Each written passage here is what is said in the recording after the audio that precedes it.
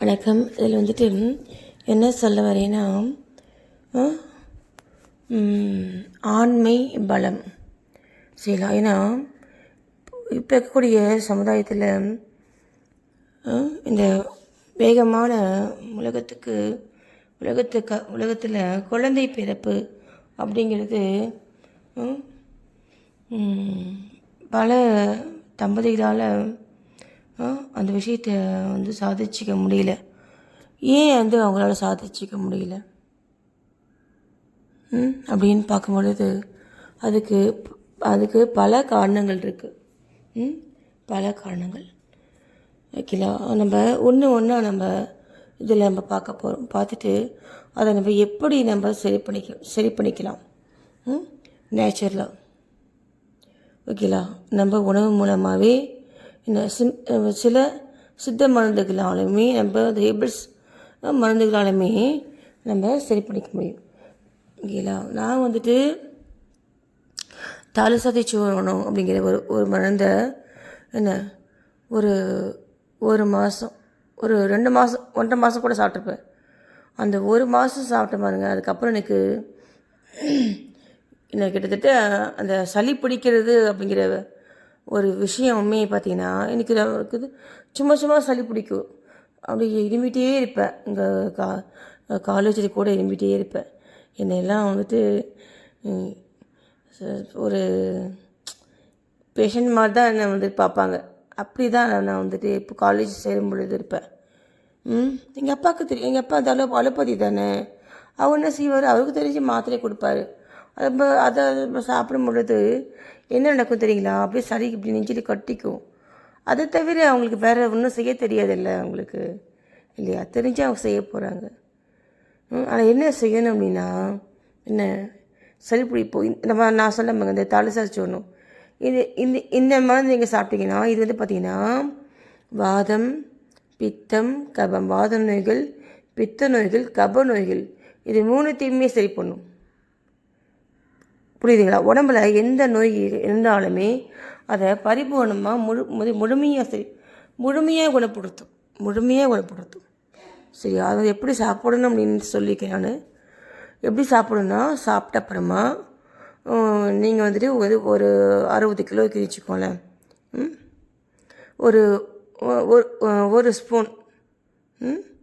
ஒரு ஸ்பூன் தேனில் கலந்து கொஞ்சமாக திட்டமாக ஊற்றி தேனில் கலந்து சாப்பிடணும். சாப்பிட பழகிடும். புரியுதுங்களா? இது நம்ம 3 வேளை கூட சாப்பிட்லாம். அப்போ உங்களுக்கு ஏதாவது நோயினா சளி அதிகமாக இருக்குது, ஒரு அர்ஜென்ட் ஒரு அவசர தேவை பொழுது நீங்கள் 3 வேளை சாப்பிட்லாம். இல்லை நமக்கு அர்ஜென்ட் தேவையெல்லாம் இல்லைப்பா அப்படின்னா நீங்கள் வந்துட்டு காலைக்கு அதே மாதிரி நைட்டு 2 வேளை சாப்பிட்டு 1 மாதம் சாப்பிடுங்க. அதுக்கப்புறம் பாருங்கள். அதாங்க சித்த மருத்துவம் பார்த்திங்கன்னா உயிருக்கான மருத்துவம். உயிர் ரொம்ப கவனம். நம்முடைய உடம்புல வாழ்கிறதுக்கு நம்முடைய உயிரை தயார் பண்ணணும். உயிரை சரியா, உயிரையே தயார் பண்ணலாம் பார்த்துக்கோங்க. அப்படின்னா என்ன, உயிர் எப்படி தயாராகும்? உயிர் எப்படி தயாராகும்? உயிர் பாதிக்கப்படுறது எதனால்? நம்முடைய உடல்னால் என்னங்க, உடலில் உண்டாகக்கூடிய பல விஷயங்களால் அந்த உயிராற்றல் பாதிக்கப்படுது. புரியுதுங்களா? அதனால தான் சித்த மருத்துவம் உயிருக்கான மருத்துவம். அப்போது நீங்கள் அந்த ரூட் காஸ் அதை நீங்கள் ஹீல் பண்ண அப்படியே உடம்பு ஹீல் ஆகிடும். கம்ப்ளீட்டாக ஹீல் ஆகும். ஓகேங்களா? இப்போது நான் இதில் வந்துட்டு இப்போது எங்கள் இதில் பார்த்திங்கன்னா காய்கல்பம் மருந்துகள்ன்ட்டு எக்கச்சக்கமான மருந்துகள் இருக்குது. ஓகேங்களா? எக்கச்சக்கமான மருந்து ஒன்றுமே இல்லை. நம்ம டேட்ஸ் இருக்கு இல்லையா, டேட்ஸ் அதை நீங்கள் தேனில் நீங்கள் வாங்கி தேனில் போட்டு ஊற வச்சுக்கோங்க. அதை டெய்லி சாப்பிடுங்க.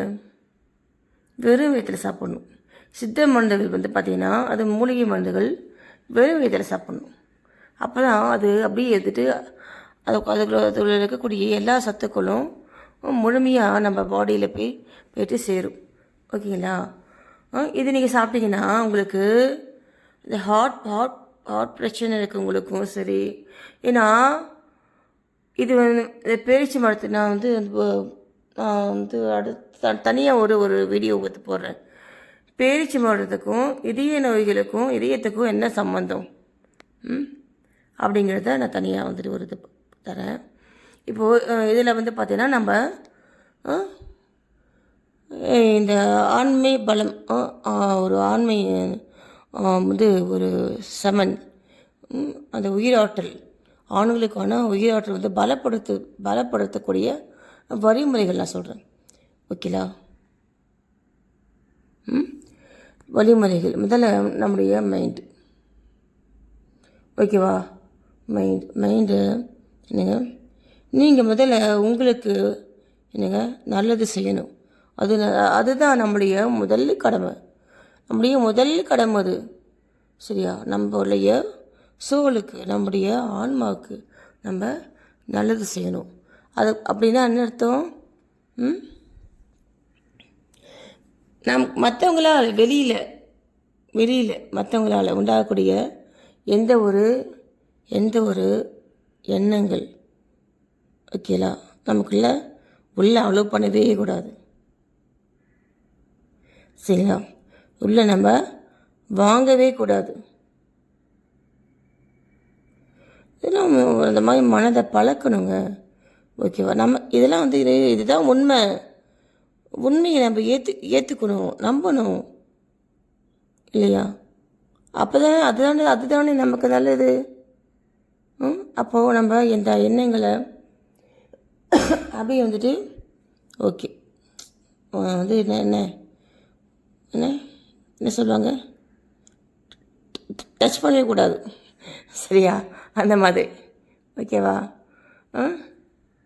அப்போது மைண்டு வந்து காமாக பீஸ்ஃபுல்லாக இருக்குது இல்லையா? என்ன கேட்டிங்கன்னா உங்களுக்கு எதுவுமே தேவையில்லை. இந்த ஆண்மை பலத்துக்கு எதுவுமே நீங்கள் செய்ய வேண்டாம். உங்களுடைய மனம் இது ஒன்றே போதும். உங்களுடைய மனம் பலம். சரியா? உங்களுக்குள்ளே இருக்கக்கூடிய கடவுளை நீங்கள் சரண்டர் ஆகுங்க. சரியா? எனக்கு ஒன்றும் தெரியாது, நீ பார்த்துக்கோ. சரியா? எனக்கு ஒன்றும் தெரியாது, நீ பார்த்துக்கோ அப்படின்னா அதுவே உங்களை வழிநடத்தி கொண்டு போகும். உங்களுக்கு தோணும் அதை செய்ய, அதை பண்ணு அப்படின்னு தோணும். ஓகேவா? நான் இது இந்த இந்த ஒரு வீடியோ போதும்னு நினைக்கிறேன் நான். ஏன்னா ஒவ்வொருத்தருடைய தேவைகளும் ஒருத்தருக்குமான பிரச்சனைகள் வந்து வெவ்வேறு மாதிரி இருக்கும் இல்லையா? நீங்கள் தான் அவங்களுக்கான தீர்வை நீங்கள் தான் சொல்ல முடியும். ஓகேவா? அது எப்படி சொல்லணும், எப்படி நீங்கள் தெரிஞ்சுக்கணும், எப்படி வந்துட்டு உங்களுடைய கடவுளை உங்களுக்கு சொல்ல வைக்கணும். ஏன்னா உங்கள் கடவுளை சொல்கிறது தான் உங்களுக்கு 100% சரியாகும், நான் சொல்கிறத விட இல்லையா? அதனால்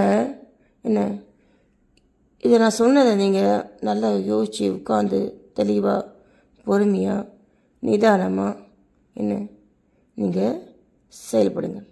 ஓகேவா? நான் போய் இந்த பிரச்சனை சரி பண்ணுறதுக்கு இது வந்து